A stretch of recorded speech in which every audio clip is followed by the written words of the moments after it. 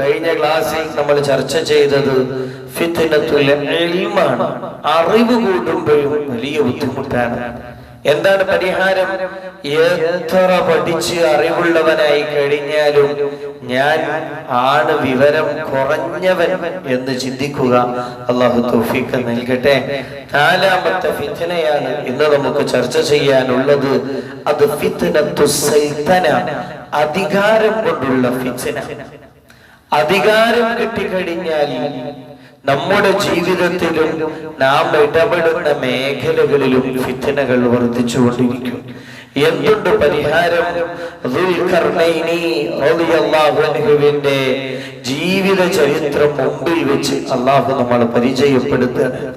ബിസ്മില്ലാഹിർ റഹ്മാനിർ റഹീം. വയസ്അലൂനക അൻ ദുൽഖർനൈൻ ഖുൽ സഅത്ലു അലൈക്കും മിൻഹു ദിക്റാ. നമ്മൾ പറഞ്ഞിരുന്നു സൂറത്തുൽ കഹ്ഫിന്റെ അവതരണ പശ്ചാത്തലം. ജൂതന്മാര് വന്നിട്ട് റസൂലുള്ളാഹി സ്വല്ലല്ലാഹു അലൈഹി വസല്ലമ തങ്ങളോട് ചോദിക്കാൻ ഖുറൈശികൾക്ക് ചില ചോദ്യം പറഞ്ഞു കൊടുക്കുകയാണ്. മുൻകാലത്ത് നടന്ന ചില സംഭവങ്ങൾ അതെങ്ങാലും നിങ്ങളെ റസൂൽ പറഞ്ഞു തരികയാണെങ്കിൽ നിങ്ങളെ റസൂൽ ഒറിജിനൽ റസൂലാണ്, അല്ലെങ്കിൽ കള്ളപ്രവാചകനാണ്. അങ്ങനെ ചോദിക്കാൻ പറഞ്ഞതിൽ മൂന്നാമത്തെ ചോദ്യമായിരുന്നു, നിങ്ങൾ ദുൽഖർനൈനിയെ പറ്റി ഒന്ന് ചോദിച്ചു നോക്കി. അതിന് ഉത്തരം മുഹമ്മദ് പറയുകയാണെങ്കിൽ മുഹമ്മദ് ഒറിജിനൽ പ്രവാചകനാണ്. ആ മുഹമ്മദ് നബിയോട് ചോദിച്ചപ്പോ ആരാണ് ദുൽഖർനൈനി, എന്താണ് ദുൽഖർനൈനിയുടെ ചരിത്രം എന്ന് വളരെ പെട്ടെന്ന് ഇങ്ങനെ പറഞ്ഞു പോവുകയാണ്. നമുക്ക് ഖുർആനിലൂടെ ആ ഭാഗങ്ങളൊന്ന് കേൾക്കാം.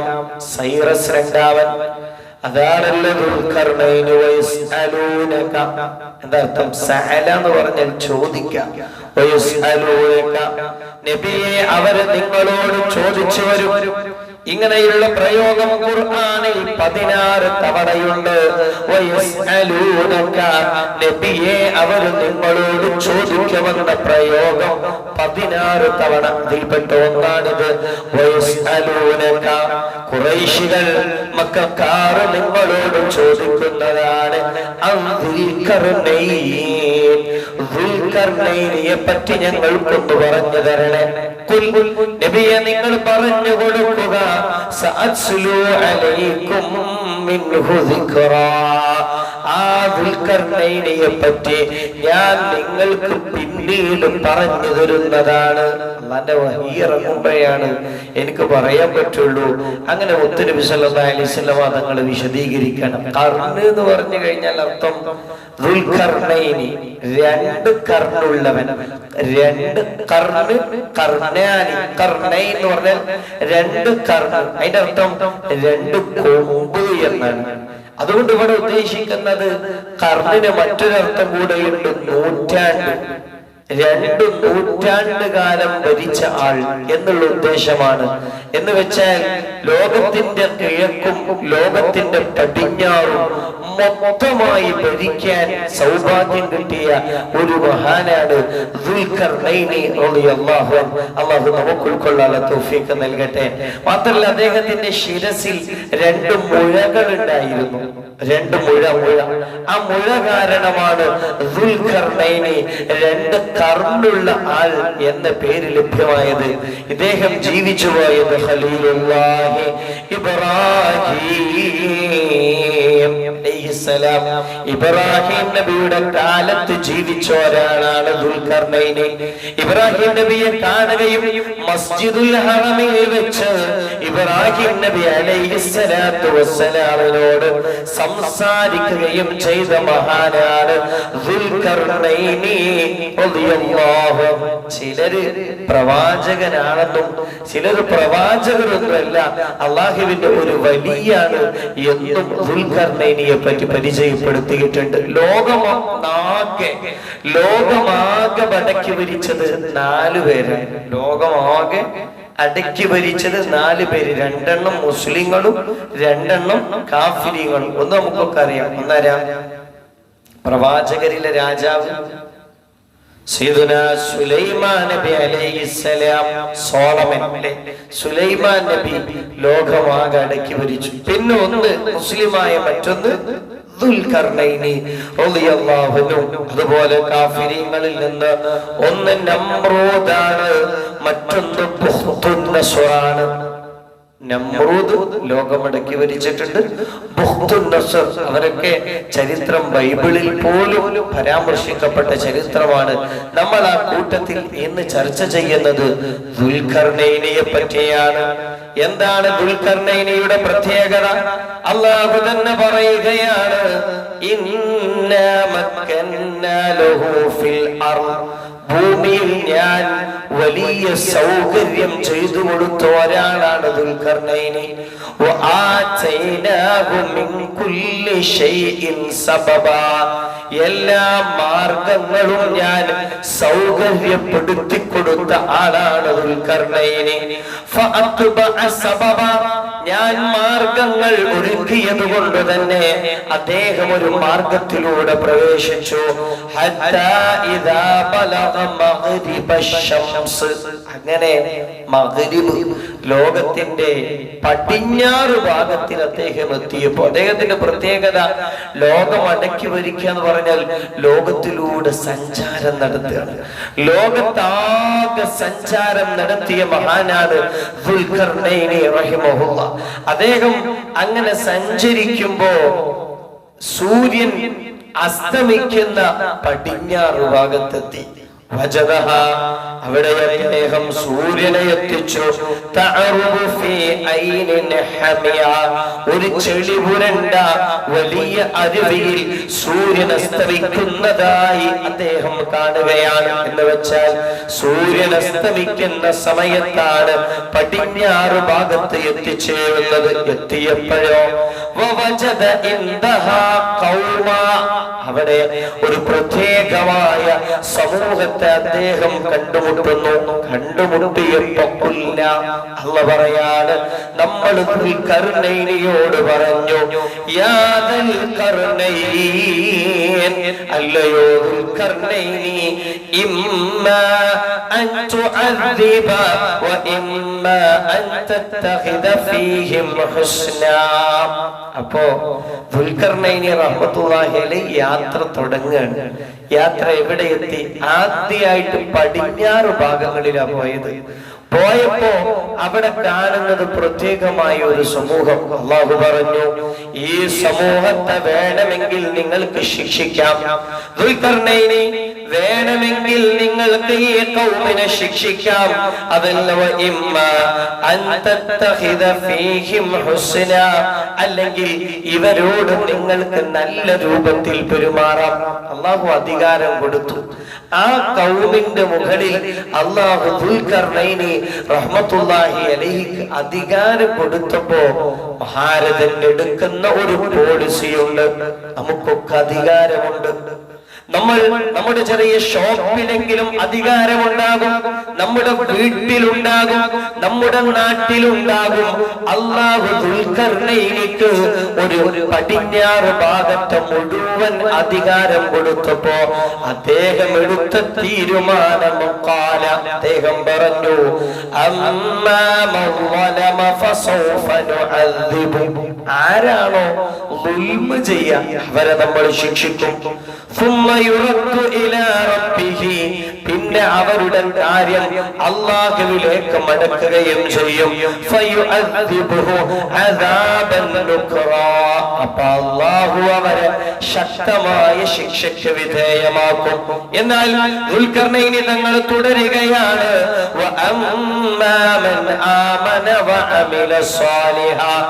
ആരാണോ വിശ്വസിക്കുകയും സൽക്കർമ്മം ചെയ്യുകയും ചെയ്യുന്നത്, ഫലഹു ജസാഅനിൽ ഹുസ്ന, അവനക്ക് നല്ല പ്രതിഫലമുണ്ട്. വസനഖൂലു ലഹു മിൻ അംരിനാ യുസ്റാ, നമ്മുടെ കാര്യങ്ങളൊക്കെ നാം അവർക്ക് എളുപ്പമാക്കി കൊടുക്കുകയും ചെയ്യും. അപ്പൊ ദുൽഖർനൈൻ ഇതൊരു ചരിത്രത്തിന്റെ വിശദീകരണമാണ്.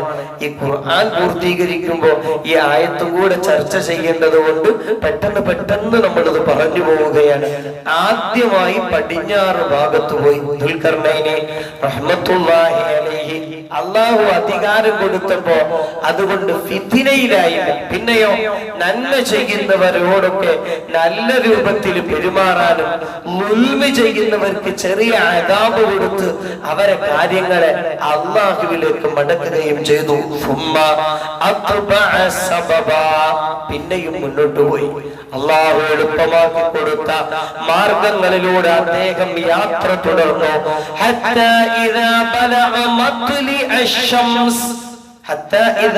നേരത്തെ എത്തിയത് മഗ്രിബ ശംസ് ആയിരുന്നു. എവിടെ? പടിഞ്ഞാറ് ഭാഗം. ഇപ്പൊ അങ്ങനെ സഞ്ചരിച്ച് സൂര്യൻ ഉദിക്കുന്ന ഭാഗം, അതേതാ ഭാഗം? കിഴക്ക് ഭാഗം. അവിടേക്കെത്തി.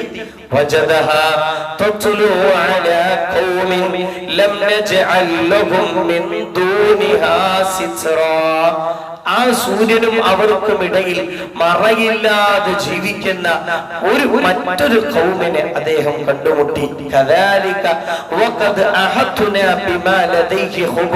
അല്ലാഹു പറയാണ്, ദുൽഖർനൈനിക്ക് ഈ വിവരങ്ങളൊക്കെ കൊടുത്തത് നമ്മളാണ്. അപ്പൊ ആദ്യം പടിഞ്ഞാറ് പോയി, പിന്നെ കിഴക്കും പോയി. ഇനിയാണ് ക്ലൈമാക്സ്. ഈ രണ്ട് യാത്രകളും കഴിഞ്ഞിട്ടാണ് രണ്ട് പർവ്വതങ്ങൾക്കിടയിലെത്തുകയാണ്. ആ പർവ്വതങ്ങൾക്കിടയിൽ അദ്ദേഹം കണ്ടുമുട്ടുന്നു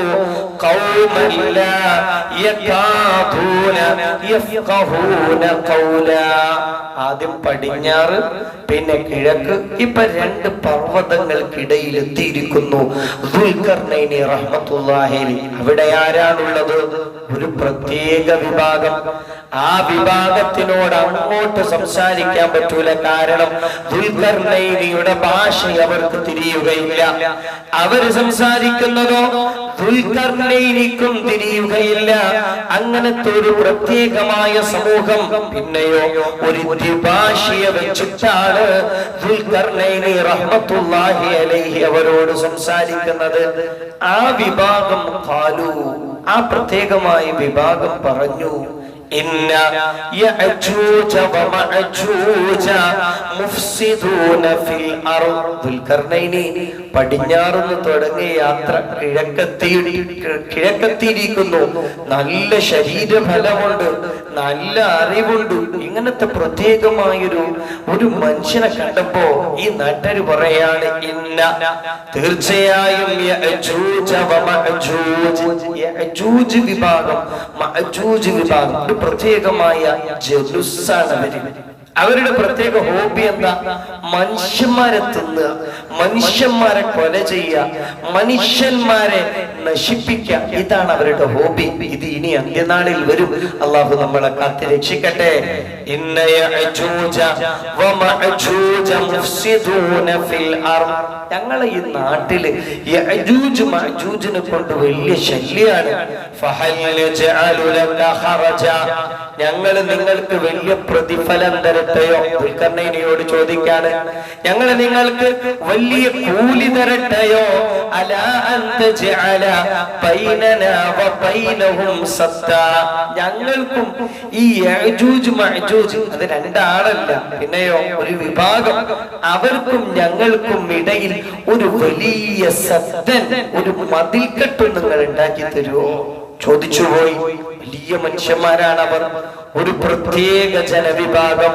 അന്ത്യനാളെത്തിക്കഴിഞ്ഞാൽ മിൻ കുല്ലി ഹദബിൻ യൻസിലൂൻ,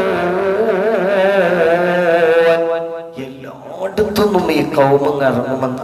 അന്ത്യനാളെത്തിക്കഴിഞ്ഞാൽ കുന്നുകൾ, മലകൾ, പർവ്വതങ്ങൾ വീണ്ടും യഅജൂജ് മഅജൂജ് ഇറങ്ങി വരുമെന്ന് മുഹമ്മദ് മുസ്തഫ എന്നിട്ടോ സല്ലല്ലാഹു അലൈഹി വസല്ലം ഉപ്പുള്ള വെള്ളം പോലും സാഗരങ്ങളിലെ, കടലുകളിലെ, പുഴകളിലെ, അരുവികളിലെ സകല വെള്ളം, എത്രത്തോളം മിൽഹായ ഉപ്പ് കലർന്ന വെള്ളം പോലും ഇവന്മാർ ഊറ്റി കുടിക്കുമെന്ന് മുഹമ്മദ് മുസ്തഫ സല്ലല്ലാഹു അലൈഹി വസല്ലം അവരെ കൊണ്ട് ഉമ്മത്താകെ കഷ്ടത്തിലാകുമ്പോ സയ്യിദുനാ ഈസാ അലൈഹിസ്സലാം അല്ലാഹുവിനോട് ദുആ ചെയ്യും. അപ്പോഴാണ് അല്ലാഹു പ്രത്യേകമായ ചില പുഴുക്കൾ ഇറക്കും. പുഴുക്കൾ, ആ പുഴുക്കൾ യഅജൂജും മഅജൂജിന്റെ തലമുകളിലേക്ക് വീഴുന്നതോടെ അവർ ചത്തുപോകുമെന്ന് മുഹമ്മദ് മുസ്തഫ സല്ലല്ലാഹു അലൈഹി വസല്ലം. ഈസാ നബിയുടെ പ്രാർത്ഥനയോടെയാണ് നമ്മൾ രക്ഷപ്പെടുക. അവർ ചത്തുപോയാലോ അവരുടെ ഡെഡ് ബോഡികൾ കൊണ്ട് ലോകമാകെ കേടുവന്നു പോകും, മലീമസമാകും. അപ്പോൾ പടച്ചവൻ നല്ലൊരു മഴ വർഷിക്കും. ആ മഴവെള്ളപ്പാച്ചിലിൽ അവർ ഒഴുകിപ്പോയിട്ടാണ് ലോകം പരിശുദ്ധമാവുകയെന്ന് മുഹമ്മദ് മുസ്തഫ സല്ലല്ലാഹു അലൈഹി വസല്ലം. ഏതായാലും ദുൽഖർനൈനിയെ കണ്ടപ്പോ ഈ നാട്ടുകാര് പറഞ്ഞു, ഞങ്ങള് നിങ്ങൾക്ക് വലിയ കൂലി തരാം, ഞങ്ങൾ നിങ്ങൾക്ക് വലിയ പ്രതിഫലം തരാം, ഞങ്ങൾക്കും ഈ യഅജൂജ് മഅജൂജിനും ഇടയിൽ ഒരു മതിലുണ്ടാക്കി തരുമോ? ഖാല, അബ്ദുൽ കർനൈനി റഹ്മത്തുള്ളാഹി അലൈഹി പറഞ്ഞു, മാ മക്കന്നി ഫീഹി റബ്ബി ഖൈർ. നിങ്ങൾ പൈസയും വേദനൊന്നും എനിക്ക് വേണ്ട, കാരണം എനിക്ക് എന്റെ റബ്ബ് തന്ന തന്നെ ഇഷ്ടം പോലെ ഉണ്ട്. അതുകൊണ്ട് എനിക്ക് നിങ്ങളുടെ പൈസ വേണ്ട. പിന്നെയോ നിങ്ങൾ എനിക്ക് തരുന്നത് കുറച്ച് ശക്തിയാണ്, മാൻ പവർ. നിങ്ങൾ എന്റെ കൂടെ നിന്ന് തരണം. മതിലൊക്കെ കെട്ടാൻ ഞാൻ റെഡി, പക്ഷെ നിങ്ങൾ എന്റെ കൂടെ നിന്ന് തരണം. നിന്ന് തന്നാൽ ഞാൻ നിങ്ങൾക്കും യഅജൂജ് മഅജൂജിനും ഇടയിൽ ഒരു വലിയ മതിൽ കെട്ടുണ്ടാക്കി തരാം.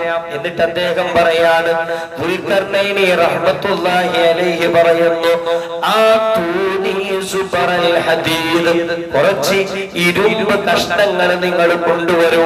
ഹത്താ ഇദാ സാവാ ബൈന സ്വദഫൈൻ, അത് ഈ രണ്ട് മലകൾക്കിടയിലായി കഴിഞ്ഞാൽ ഖാല, ആ മതിലുകൾക്കിടയിൽ വെച്ചിട്ട് ആ ഇരുമ്പ് കഷ്ണങ്ങൾ വെച്ചപ്പോ ഖാല ദുൽഖർനൈനി റഹ്മത്തുള്ളാഹി അലൈഹി പറഞ്ഞു, നിങ്ങൾ അതിൽ ഊതിക്കോളി. ഹത്താ ഇദാ ജഅലഹു നാറാ, അങ്ങനെ അത് തീയായി ഉരുക്കിയപ്പോൾ ഖാല, അവർ പറഞ്ഞു, ദുൽഖർനൈനി പറഞ്ഞു, ആതൂനി ഉഫ്രി അലൈഹി ഖിത്റാ, നിങ്ങൾ കുറച്ച് ചെമ്പിന്റെ ദ്രാവകം കൂടെ കൊണ്ടുവരി, ഞാൻ അത് അതിന്റെ മേൽ ഒഴിക്കട്ടെ. എന്ന് വെച്ചാൽ ഇരുമ്പ് കഷ്ണവും ചെമ്പിന്റെ ദ്രാവകവും ഒക്കെ കൂട്ടി ഒരിക്കലും തകർക്കാൻ കഴിയാത്ത ശക്തമായ ഒരു മതില് ദുൽഖർനൈനി റഹ്മത്തുള്ളാഹി അലൈഹി ഉണ്ടാക്കിയപ്പോഴോ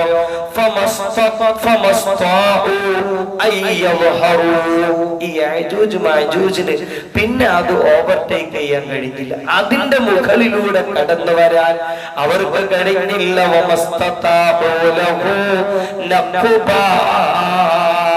അവർക്കതിനെ തുളച്ചുകൊണ്ട് ഈ കൗമിനെ ആക്രമിക്കാനും കഴിഞ്ഞില്ല. വലിയ മതിൽ കെട്ടുണ്ടാക്കിയപ്പോ, ഈ സമൂഹത്തെ സംരക്ഷിക്കാൻ സാധ്യമായപ്പോ ഖാല ഹാദാ റഹ്മത്തുൻ മിർ റബ്ബി, ഇത്ര വലിയ മതിലും ഇത്ര വലിയ റദ്മൻ, ഒരു വലിയ കെട്ടുമൊക്കെ ഉണ്ടാക്കിയപ്പോ മഹാരഥനായ ദുൽഖർനൈനി റഹ്മത്തുള്ളാഹി അലൈഹി ഒരു പൊടി അഹങ്കാരവും വന്നില്ല. അവര് പറയാണ്, കാരണം ഇത്രയും വലിയ തിട്ടമ്പേറ്റ കായഫലമുള്ള പരാക്രമികളായ ഒരു സമൂഹത്തിൽ നിന്ന് ഈ സമൂഹത്തെ രക്ഷിച്ചപ്പോ ദുൽഖർനൈനി റഹ്മത്തുള്ളാഹി അലൈഹി വിനയാന്വിതനായി പറയുകയാണ്, ഹാദാ റഹ്മത്തും മിർ റബ്ബി, ഇതെന്റെ റബ്ബിന്റെ കാരുണ്യം കൊണ്ട് മാത്രമാണ് ഈ മതിലിങ്ങനൊക്കെ ഉണ്ടാക്കി നിങ്ങളെ സഹായിക്കാൻ കഴിഞ്ഞത് അല്ലാഹുവിന്റെ റഹ്മത്ത് കൊണ്ട് മാത്രമാണ്. ഫഇദാ ജാഅ വഅദു റബ്ബി, ഇനിയും എന്റെ റബ്ബ് ഉദ്ദേശിച്ചു കഴിഞ്ഞാൽ ജഅലഹു തക്കാ, ഇതിനൊക്കെ പൊട്ടിപ്പൊടിച്ച് കളയാൻ അല്ലാഹു ഒരു പണിയുമില്ല. വകാന വഅദു റബ്ബി ഹഖ്ഖാ, എന്റെ റബ്ബിന്റെ വാഗ്ദാനങ്ങളൊക്കെ ഹഖാണ്. അല്ലാഹു നമുക്ക് ഉൾക്കൊള്ളാനുള്ള തൗഫീഖ് നൽകട്ടെ. ഖുർആന്റെ ആയത്ത് വെച്ച് ദുൽഖർനൈനിയുടെ ചരിത്രം നമ്മൾ ഷോർട്ടായിട്ട് പറഞ്ഞതാണ്. എന്താണ്? ലോകമാകെ അടക്കി ഭരിക്കാൻ ഭാഗ്യം ലഭിച്ച അല്ലാഹുവിന്റെ വലിയായ വ്യക്തിത്വമാണ് ദുൽഖർനൈനി റഹ്മത്തുള്ളാഹി അലൈഹി. ആദ്യം പടിഞ്ഞാറ്, പിന്നെ കിഴക്കും, അങ്ങനെ ലോകമാകെ ഭരിച്ച് മാത്രമല്ല അക്കാലത്തുണ്ടായിരുന്ന യഅജൂജ് മഅജൂജ് അവരാണ് വലിയ ശത്രുക്കൾ. ആ ശത്രുക്കളിൽ നിന്ന് രക്ഷ കിട്ടാൻ ഒരു വലിയ മതിലുമുണ്ടാക്കി എന്നും തകരാത്ത സയ്യിദുന ഉമർ ഇബ്നുൽ ഖത്താബ് റളിയല്ലാഹു അൻഹു ഒക്കെ 10 സഹാബാക്കളെ അത് കാണാനായിട്ട് പറഞ്ഞയച്ചിരുന്നു എന്ന് നമുക്ക് ചരിത്രത്തിൽ കാണാം. അത്രയും വലിയ പവർഫുൾ ആയ ലോക രാജാവാണ് ദുൽഖർനൈനി റഹ്മത്തുള്ളാഹി അലൈഹി. നമ്മൾ ഇതില് 4 കഥകളാണ്, 4 ചരിത്രങ്ങളാണ്, അല്ലെങ്കിൽ 4 സംഭവങ്ങളാണ് പറഞ്ഞത്. ഒന്നാമത്തത് ഫിത്നത്തു ദീനാണ്, നാലാമത്തത് ഫിത്നത്തു സൈതന, അധികാരം കൊണ്ടുള്ള ഫിത്ന. ഇത് രണ്ടും തമ്മിലൊരു ബന്ധമുണ്ട്. ഒന്നാമത്തെ സംഭവവും 4ാമത്തെ സംഭവവും തമ്മിലൊരു ബന്ധമുണ്ട്. ഒന്നാമത്തെ സംഭവം പറയുമ്പോ അവിടെ മോശക്കാരൻ ആരായിരുന്നു? അന്ന് അസ്ഹാബുൽ കഹ്ഫ് നാട് വിട്ടു പോവാൻ കാരണം എന്താ? അന്ന് അവിടെ ഒരു രാജാവ് ഉണ്ടായിരുന്നു, ദഖയാനൂസ്. അദ്ദേഹം വളരെ മോശക്കാരനായിരുന്നു. എന്നാൽ 4ാമത്തെ സംഭവം എത്തുമ്പോ രാജാവ് ഉഷാറാണ്, ദുൽഖർനൈനി ഉഷാറാണ്, പക്ഷെ മോശമാരാണ്? നാട്ടുകാരായിരുന്നു. ആ നാട്ടുകാരൻ നന്നാക്കലായിരുന്നു ദുൽഖർനൈനി റഹ്മത്തുള്ളാഹി അലൈഹിയുടെ ദൗത്യം. അല്ലാഹു നമുക്ക് ഉൾക്കൊള്ളാനുള്ള തൗഫീഖ് നൽകട്ടെ.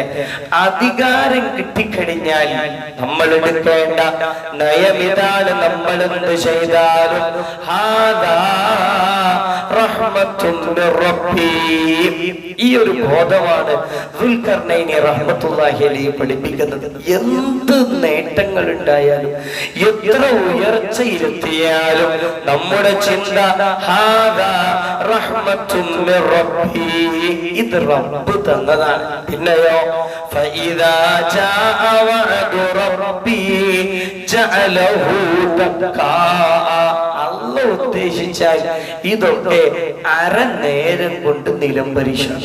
ഇതിന്റെ കൂടെ ദുൽഖർനൈനിയെ പോലെ ലോകം ഭരിച്ച മറ്റൊരു അധികാരിയാണ് നമ്രൂദ് ലഅനത്തുല്ലാഹി അലൈഹി. അധികാരം കൊണ്ട് പരീക്ഷിക്കപ്പെട്ട് അതിൽ തോറ്റുപോയ ആളാണ് നമ്രൂദ്, ജയിച്ച ആളാണ് ദുൽഖർനൈനി റഹ്മത്തുള്ളാഹി അലൈഹി. നമ്രൂദിന് എന്താ സംഭവിച്ചത്? ഇതൊക്കെ കിട്ടിയപ്പോ അവൻ പറയാൻ തുടങ്ങിയാല ദുൽഖർനൈനിയോ എല്ലാം ചെയ്തപ്പോഴും പറഞ്ഞത് ഇതൊക്കെ അല്ലാഹുവിന്റെ റഹ്മത്താണ്. നമ്രൂദോ എന്തോ കുറച്ച് ചെയ്തപ്പോഴേക്ക് പറഞ്ഞു